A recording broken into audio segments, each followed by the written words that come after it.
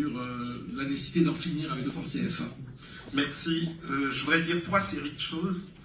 Le dossier historique, le dossier économique et le dossier politique. Pourquoi l'histoire? Parce que le CFA épouse les contours de la violence esclavagiste, coloniale et postcoloniale. On en a parlé tout à l'heure, mais très peu de gens savent que au moment de l'abolition de l'esclavage, le 27 avril 1848, il a fallu indemniser les esclavagistes. Parce que vous savez qu'il y avait le débat autour du Code noir pour savoir si les esclaves étaient des biens meubles ou immeubles. Okay. Et donc à partir du moment où on a reconnu que les esclaves n'étaient pas des êtres humains, il fallait indemniser les esclavagistes.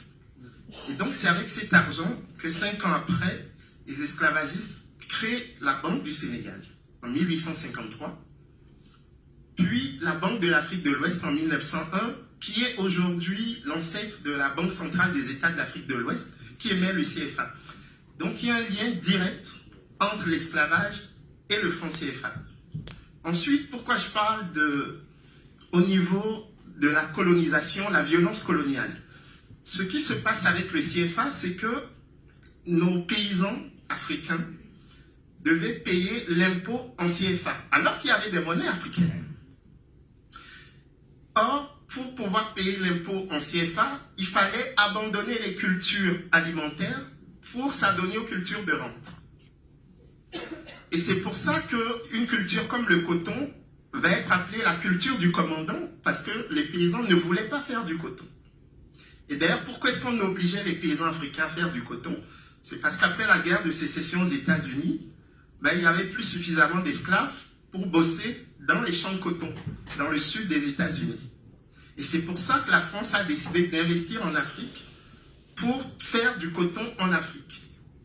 Et donc, cette affaire de coton, de franc CFA, est profondément liée à l'histoire de la colonisation. Ensuite, viennent les indépendances. La question qui se pose, c'est est-ce qu'on garde le CFA? Sékou Touré a osé dire non au général de Gaulle en 1958 et il a été puni. Et nous savons aujourd'hui que Foccart a déversé des milliards de faux billets guinéens pour créer l'hyperinflation en Guinée. Et ça a coulé complètement l'économie guinéenne, qui ne s'en est toujours pas relevée d'ailleurs. Au Togo, mon pays, Sylvanus Olympio a subi le premier coup d'État militaire en Afrique après les indépendances. Le 13 janvier 1963, une semaine après avoir annoncé la création de la monnaie togolaise. Et d'ailleurs, les 24, 25 et 26 mai prochains à Duisbourg, nous allons rendre hommage, dans le cadre d'un symposium Sylvanus Olympio, à son œuvre pour l'émancipation du Togo. Et donc, je pourrais multiplier les exemples, mais ce qu'il faut retenir ici, c'est que l'histoire du franc CFA, c'est une histoire douloureuse pour les Africains. Et rien que pour ça, ils devraient tous s'y intéresser. Deuxième chose, pourquoi nous disons, puisque je suis quand même économiste, il faut que je fasse honneur à ma discipline, pourquoi nous disons que le franc CFA n'est pas une bonne chose pour nos États? 4 raisons. La première, c'est que le CFA n'a pas permis de transformer l'économie africaine. Nous sommes 60 ans après les indépendances, toujours dans ce que nous appelons l'insertion primaire au sein du commerce international. On exporte les matières premières, on ne les transforme pas sur place, on importe les produits finis, et tout ça nous coûte très cher parce qu'au final, on a des balances commerciales déficitaires. En contrepartie, il faut demander de l'aide. Cheikh Fall en a parlé tout à l'heure, alors que nous pourrions faire tout ça. Deuxième chose, le franc CFA est une monnaie trop forte pour nos économies. Pourquoi? Parce qu'il est rattaché à l'euro. Et vous savez, une monnaie forte agit comme une taxe sur les exportations et une subvention sur les importations. Ce qui fait que vous ne pouvez absolument pas vous développer parce que vous n'êtes pas compétitif. Et c'est marrant parce que quand vous comparez avec les Asiatiques, vous voyez exactement l'inverse. Les Chinois n'ont pas de matières premières, donc ils importent nos matières premières et ils exportent les produits finis.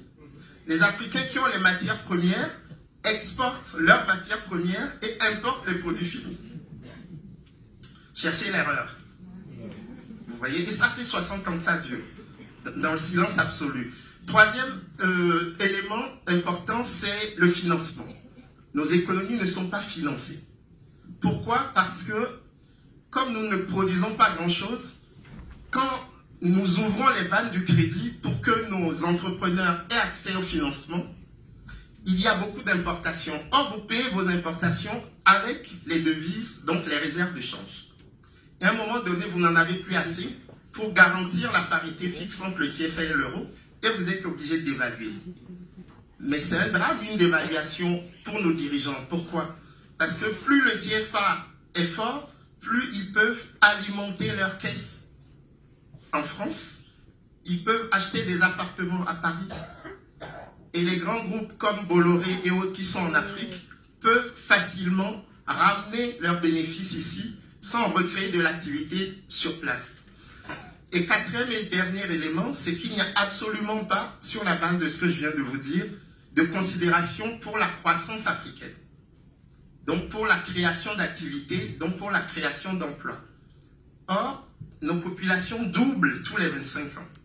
Ce qui fait que si en face vous n'avez aucune activité, il n'est pas étonnant que les gens cherchent à partir. Et c'est pour ça que la charge des Italiens portée cette semaine contre la France, en disant, vous les Français, vous nous demandez de récupérer les migrants, mais ce que vous faites en Afrique engendre le départ des Africains vers la France. C'est d'une mauvaise foi terrible, mais vous voyez que sur la base de ce que je viens de vous dire, il y a un fond de vérité. C'est un passé qui ne passe pas, mais un passé qui est devenu un présent qui est problématique. Et enfin, le dossier politique. Deux choses. La première, c'est que nos banques centrales en Afrique, dans la zone franc, sont désormais indépendantes des États. Mais elles sont inféodées au Trésor français, puisqu'elles sont tenues de déposer au moins 50% des réserves de change auprès du Trésor français à Paris. Et donc, 60 ans après les indépendances, au lieu d'aller vers la Banque centrale européenne qui émet l'euro, si tant est que ce soit une bonne chose, au moins le parallélisme des formes voudrait que nous négocions entre banques centrales, nous allons vers un ministère des Finances d'un pays membre de la zone euro. C'est pour ça qu'on parle de servitude dans le cadre du franc CFA.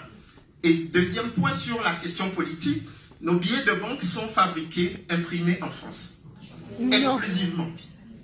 À Clermont-Ferrand, à Chamalières. Okay. Et donc, vous voyez que on parle d'une monnaie qui n'existe plus en France, puisque le franc n'existe plus. Ok? Le franc n'existe plus ici, mais il existe chez nous. 60 ans après les indépendances, nous n'avons toujours pas trouvé de chimiste capable d'aider à la fabrication de billets de banque.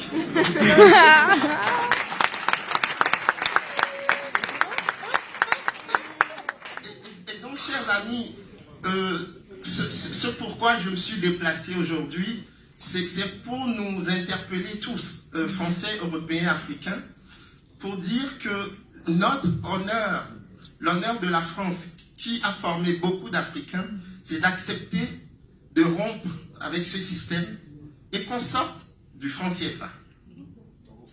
Ce que j'ai demandé cette semaine, c'est qu'on mette en place les états généraux du franc CFA pour qu'on sorte de manière organisée et le plus vite possible de cette monnaie que j'appelle la monnaie de la servitude.